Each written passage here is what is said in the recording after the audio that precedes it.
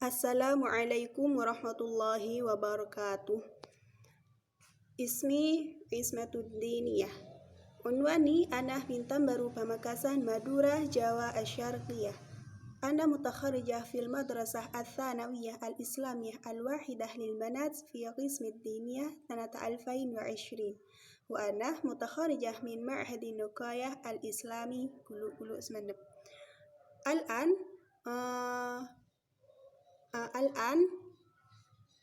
adrusu fil Jami'ah Maulana Malik Ibrahim Malang fi qismi al-ahwal asy-syakhsiyah. NIM saya 2002011100230. Dengan mata kuliah tafsir ahkam. Di sini saya mengambil tema tentang kewajiban suami terhadap istri dalam perspektif Al-Quran. Ditinjau dari Quran Surah Al-Baqarah ayat 233 yang bunyinya A'udzu billahi minasyaitonir rajim. Bismillahirrahmanirrahim. Wal walidatu yurdi'na auladahunna haulaini kamilain liman arada an yutimma ar-radha'ah wa 'alal mauludi lahu rizquhunna wa kiswatuhunna bil ma'ruf la tukallifu nafsun illa wus'aha la tudarra walidatun biwaladiha wala mauludun lahu biwaladihi wa 'alal warithi mithlu dhalik fa in arada fisalan 'an taradin minhuma wa tasyawurin fala junaha 'alaihima wa in aradtum an tastardi'u أولادكم فلا جناح عليكم إذا سلمتم ما آتيتم بالمعروف واتقوا الله واعلموا أن الله بما تعملون بصير. Sadaqallahul Azim. Yang artinya yaitu, dan ibu-ibu hendaklah menyusui anak-anaknya selama 2 tahun penuh bagi yang ingin menyusui secara sempurna, dan kewajiban ayah menanggung nafkah dan pakaian mereka dengan cara yang patut. Seseorang itu tidak dibebani lebih dari kesanggupannya. Janganlah seorang ibu menderita karena anaknya, dan jangan pula seorang ayah menderita karena anaknya. Ahli waris pun berkewajiban seperti itu pula. Apabila keduanya ingin menyapih dengan persetujuan dan permusyawaratan antara keduanya, maka tidak ada dosa atas keduanya. Dan jika kamu ingin menyusukan anakmu kepada orang lain, maka tidak ada dosa bagimu memberikan pembayaran dengan cara yang patut. Bertakwalah kepada Allah dan ketahuilah bahwa Allah Maha melihat apa yang kamu kerjakan. Di sini merupakan kewajiban suami terhadap istri dalam perspektif Al-Quran. Terus kemudian ada kata kunci. Di sini saya mengambil ayat pertama, yaitu kata auladahunna. Berdasarkan atas tema yang sedang dibahas, maka fokus ayat ini pada kata auladahunna. Memiliki beberapa kata kunci, yaitu kata pertama auladahunna. Kata auladahunna dalam Mu'jam al-Mufarrasi al-Fat Al-Quranul Karim itu hanya digunakan 2 kali dalam 2 surah, yaitu terdapat pada Quran surah Al-Baqarah ayat 233 dan Quran surah Al-Mumtahanah ayat 12. Kata auladahunna ini bermakna anak-anak mereka, yang berasal dari kata waladun. Jamaknya adalah auladun. Waladun, auladun, seperti itu. Terus kemudian kata kedua ada kata kamil. Kamil di dalam surah Al-Baqarah ayat 233 ini yaitu terdapat kamilaini. Kata kamil dalam Mu'jam Al-Mufarrasi Al-Fat Al-Quranul Karim ini diulang sebanyak 3 kali dalam 2 surah, yaitu terdapat pada Quran surah Al-Baqarah ayat 2 disebutkan sebanyak 2 kali, yaitu terdapat pada ayat 196 dan 233. Kemudian terdapat pada Quran surah An-Nahl ayat 25. Dalam Al-Quran, istilah kamil ini disebutkan dalam bentuk yang berbeda, yakni ada kamilatun dan kamilaini yang sama-sama memiliki makna sempurna. Kemudian ada kata bil ma'ruf. Kata bil ma'ruf dalam Mu'jam Al-Mufarrasi Al-Fat Al-Quranul Karim diulang sebanyak 19 kali dalam 7 surah, yaitu terdapat pada Quran surah Al-Baqarah disebutkan sebanyak 8 kali, yaitu terdapat pada ayat 178, 180, 228, 232, 233, 234, 236, 241. Terus kemudian terdapat pada Quran surah Al-Imran disebutkan sebanyak 3 kali, yaitu terdapat pada ayat 104, 110, dan 114. Kemudian terdapat dalam Quran surah An-Nisa disebutkan sebanyak 3 kali juga, yaitu terdapat pada ayat 9, 19, dan 25.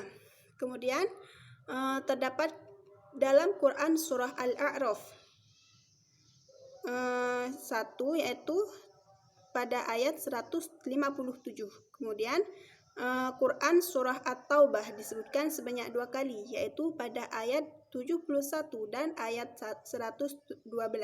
Kemudian yang sebelum terakhir ada Quran surah Al-Hajj disebutkan 1 kali pada ayat 41. Kemudian yang terakhir terdapat pada Quran surah Luqman yang terdapat pada ayat 17. Kemudian maksud dari kata mauludun lahu.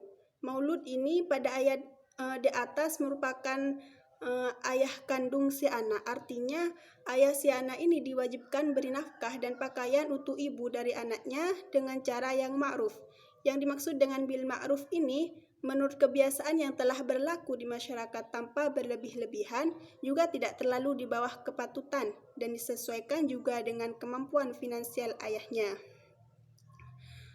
Menyediakan tempat tinggal yang layak juga merupakan kewajiban seorang suami terhadap istrinya, sebagaimana firman Allah Subhanahu wa taala yang terdapat pada Quran surah At-Talaq ayat 6 yang berbunyi Bismillahirrahmanirrahim. Waj'atikum sakatum askinuhunna min haitsu sakantum min waj'atikum. Yang artinya, tempatkanlah mereka para istri di mana kamu suami bertempat tinggal menurut kemampuan kamu. Kemudian di sini saya juga mengambil materi-materi dari apa kewajiban suami terhadap istri dalam, ya maksudnya apa saja kewajiban suami terhadap istri di sini. Ada beberapa materi, yaitu kewajiban suami itu pada istri dalam Islam memenuhi kebutuhan finansial istri secara tidak bakhil. Maksudnya suami dan istri ini tidak boleh pelit satu sama lain, sebab hal ini dapat berdampak kurang baik terhadap kehormatan keluarga. Laki-laki dan perempuan merupakan 2 pilar dasar sebuah keluarga. Akan tetapi, karena laki-laki itu diberkahi dengan kualitas-kualitas khusus berdasarkan urutan penciptaan, dan karena kekuatan logika, mereka ini lebih kuat daripada perempuan, sehingga mereka itu dianggap sebagai penjaga keluarga mereka. Maksudnya keluarga para perempuan, seperti itu. Allah Subhanahu wa taala ini memandang manusia sebagai pelindung keluarga mereka dan menyatakan dalam Al-Quran bahwa pria adalah pemelihara wanita karena Allah telah membuat beberapa dari mereka untuk mengungguli yang lain, seperti itu. Oleh karena itu, laki-laki ini memiliki tanggung jawab yang lebih besar dan lebih sulit dalam menghidupi keluarganya. Laki-laki yang dapat melalui kebijaksanaannya menghidupi keluarganya dan menyiapkan dasar untuk kebahagiaan mereka, dan dialah yang dapat mengubah rumah menjadi surga dan istrinya itu untuk bertindak sebagai malaikat, seperti itu. Nabi Allah Subhanahu wa taala menyatakan bahwa manusia adalah wali keluarganya dan setiap wali itu memiliki tanggung jawab terhadap orang-orang di bawah perwaliannya. Laki-laki yang menafkahi keluarganya itu harus tahu bahwa perempuan juga manusia seperti laki-laki. Perempuan juga memiliki keinginan dan hak kebebasan dan kehidupan. Menikah dengan seorang wanita ini bukanlah memperkerjakan seorang pembantu seperti itu, akan tetapi merupakan pilihan pasangan dan teman yang akan dapat hidup bersamanya selama sisa hidup seseorangnya kita. Pria ini harus merawatnya dan keinginannya. Laki-laki bukanlah pemilik istri dan pada kenyataannya perempuan memiliki hak tertentu atas suaminya. Allah menyatakan dalam Al-Quran, dan perempuan memiliki hak yang serupa dengan hak laki-laki dalam cara yang adil, dan laki-laki juga memiliki tingkat atau keuntungan atas mereka, seperti itu. Kemudian munasabah ayat. Munasabah ayat dari surah Al-Baqarah ayat 233 ini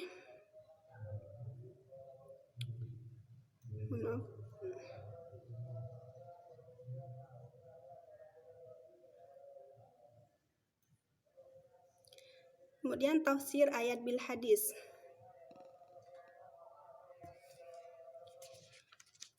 Ada tafsir bil maudu.